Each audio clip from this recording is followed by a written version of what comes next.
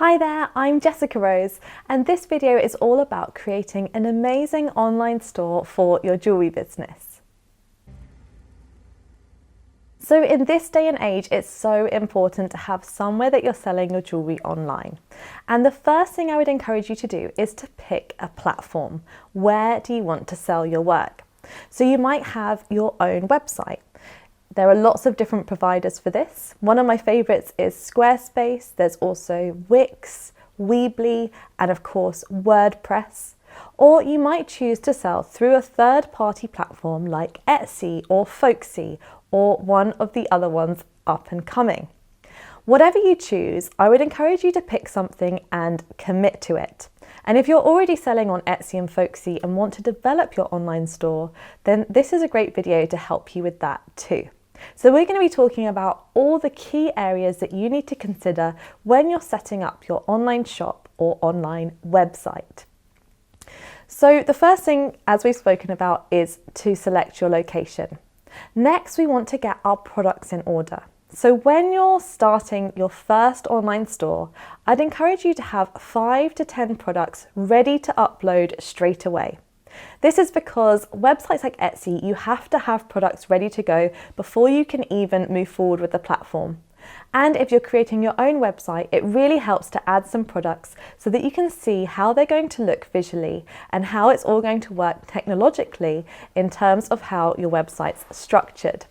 So get your products in order, make sure you have beautiful images showing different angles for each one, a product description, and any other information you need to include for people who are going to be buying your jewellery. The third thing we like to look at is your branding. So we want to make sure that we have all the key elements of our brand ready to upload onto our website. So what are your brand colours? Do you have the hex codes for those? You're going to need to input those into the software somewhere. This is specifically if you're creating your own website. And it's a good idea to have them from the beginning so we don't have to go back and try and change everything. I know I like Squarespace a lot, and in Squarespace they have a style editor where you can upload all your different styles, so your hex codes, your colours, your fonts, and then your website will feel similar branding. Most of these platforms will have a version of that within them. So whatever you're working with, make sure you've got your colours, your fonts, your logo, and your branding ready to upload onto your website so that it can really look like it's your store. As well as these things I've spoken about, you also want to consider the look and feel of your website. So we've talked about the colours, the fonts, the logos, but some things that help a brand really to stand out are things like white space and having some clean area around the side of your images and your fonts to be able to let the jewellery stand out. Consider the design of your site and how it's going to look. I like to play around with different platforms and find the one that works best for me. I also like to try a few different styles on my different pages until I find the one that just looks right. Now you're a jeweller, so you know all about style and design. We want to make sure that our website is as beautifully designed as our jewellery. The next thing that we're going to look at are our product photos. So I would encourage you to have at least 5 photos for each product. And it's nice to include a photograph of your packaging too.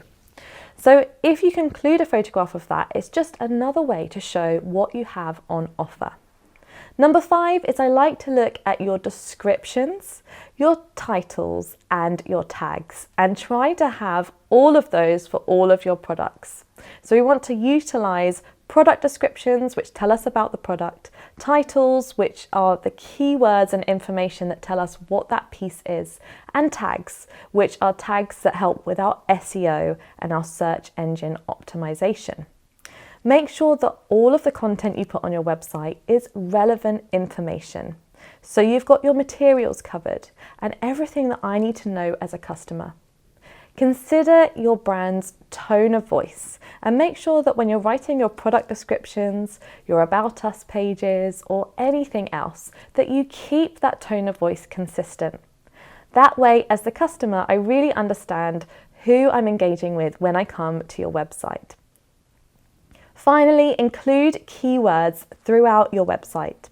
Not in a spammy way, but in a way where you can include them in your product descriptions, in your titles, and in your blogs and any other information you put online.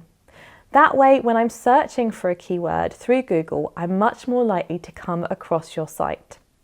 Try and put specific keywords. So something like handmade jewellery is a bit too general. There'll be so many sites under that. But if you can put handmade, eco-friendly silver jewellery, you're getting a bit more specific. Have a think about what your keywords will be that will direct people to your site and how you can include them in your descriptions so that you come up high on Google for those search terms. Next up, we're going to think about the pages to include on your site. Now, if you have Etsy or Folksy, the pages are pretty much set up for you. But if you're creating your own website, you need to decide what pages you're going to have. So every website will have a home page. You'll also have an about page, which will have information about you and your brand. That is such an important page, so please don't miss it out and do spend time to invest in making it nice. We want a picture of you. It can be at your workbench if you like, but a nice, engaging picture of you and a story about how your brand started and is growing is a wonderful thing to put in there. Then we want your shop, which is where all your products are. And you might have a think about how you're going to divide your products into different categories, whether you want to do it by collection, by type, such as necklaces, bracelets, earrings, or a mixture of both, so I can search under different criteria. Then you might have a blog, so that's another optional page that you can add to your site. The great thing about a blog is it's fresh content that's regularly added and it helps engage with your customers. You might have an FAQs page or a frequently asked questions page where you can answer questions that customers regularly ask. You'll also want to have a page on your site that talks about terms and conditions. So you might have a general page that covers all your terms and conditions, or you may have a separate privacy policy page. You might break it down even more into shipping and delivery, returns and refunds. But somewhere on your site, you need to make sure that your customers know what the terms are around your sales. You'll also want to include a page on commissions if this is something that you offer, so bespoke pieces or one-of-a-kind items that you've worked on. It's lovely to have a gallery of those on your site.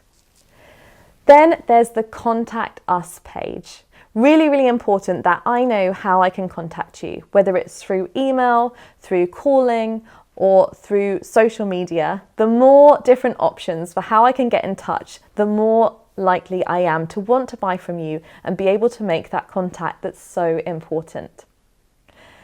So once you've got your site map lined out of all the different pages that you want to include and what you want to cover, you can start work on creating your website. We've talked a little bit about the About Us page, and I really want to reinstate that that is such an important page for telling your story and telling us more about who you are and what you are as a brand. I know that when I go to buy from handmade producers, I always look at that page, and often it will make a big difference as to whether I carry on looking at their products or not.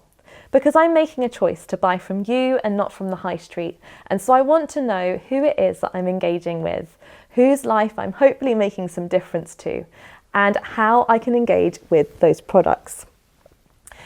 Next up, once we've got all of our site pages ready, I want to have a look at ways to develop my mailing list. So it's so important that we're building our mailing list and speaking directly to customers through our email. Normally this is done through a pop-up form. So you can create a pop-up form on your website that says something like sign up to become a VIP member and get 10% off your first order. This is a great way to encourage sales on your site, but also to build that list, which is so important for the future of your business. So do have a think about how you can engage mailing list subscribers, whether it's through a pop-up or through a form somewhere on your site, and get going with building that list. The next thing to think about on your website are your social icons. So we want to link to your social media accounts. Select which ones you're going to include and where you're going to put them. Always link to your most engaged account first. So if I'm coming to your website for the first time, I'm looking around, I'm interested in buying from you, I might look at what is the social proof. How much engagement have they got online? How established are they? And how willing am I to make that purchase? So do put some nice links there for me to engage with as a customer. Next, we want to offer jewellery at different price points. So this is key for any type of jewellery business, but especially when we're selling online. I might have seen this really gorgeous piece that I desperately want to buy, but it's quite a lot of money and I don't know you yet, so I'm not sure I'm ready to put down that amount on something new. But why don't I buy the smaller piece that is less of an investment, see how that goes, and if I like it, I can always go and upscale to the next item. So offering different price points really helps attract different customers, build customer confidence, and gives you different options for what you can offer too. The next thing about websites, which is really important and which anyone who's had a website in any industry before will know, is that they're never finished. We have to update them regularly, adding new products, adding new descriptions, adding new blogs, whatever it is. That regular content update not only keeps our website fresh, but it means we're more likely to be seen on Google and attract more customers as well. I like to have a social feed on my homepage, on my website, even if it's just at the bottom, and I like to use Instagram for that. Now that's great for adding fresh content every time I post, which is just a nice little trick that I do. So now that we've talked about lots of different areas that you can work on to build your website, we're going to talk about the things to avoid. So these are the things that we ideally don't want to have on our website. And bear in mind that everyone from time to time will have some of these. So don't beat yourself up about it if you do, but it's just things to be aware of that we can try and eliminate as much as possible. So empty or incomplete pages. Ideally, only publish a page on your website once it's fully completed and ready to go. So if you've got any empty or incomplete pages at the moment, take them down or unpublish them and add them back once you've got the content there. There's nothing worse than looking through a lovely site, finding an incomplete page, and then just losing a bit of confidence in that website and the ability for them to fulfill my order or whatever it is. We want to give the customer a really seamless experience.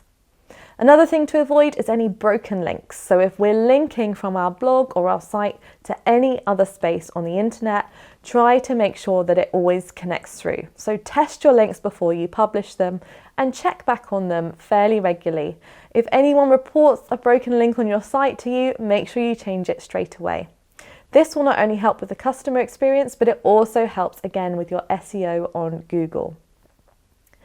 Another thing which is important to avoid where you can is having a lengthy checkout process.